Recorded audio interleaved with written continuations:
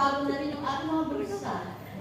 Amen. Para, yung lagi mo ng laman, iba puno na ng laman. Amen? Amen ba? Amen. Punin mo yan naman Yahweh? Amen. Amen. Malakas ang palakpak! Amen, Yahweh. Ubus ang bigay at pagpapala ng araw ko yan. Amen? Iniwala ka lang?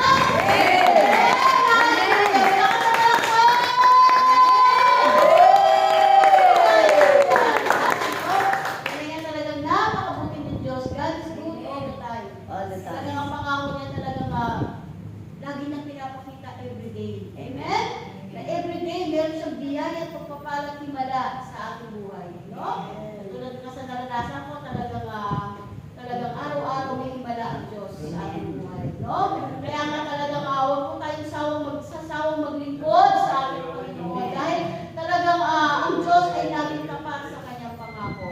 Sa ating mga pagsubok na pinagdadaanan at pagdadaanan pa ay tunay na hindi tayo pababayaan ng Panginoon. Amen?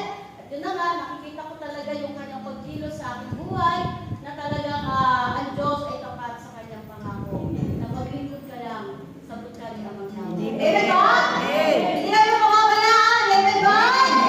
Tugad na lahat ng iyong pangangailangan. Amen ba? Wala na kasing ganda. Amen ba? Wala na kasing ganda. Pagpapalain ka niya. Amen ba? Amen. Malakas ang palakpak.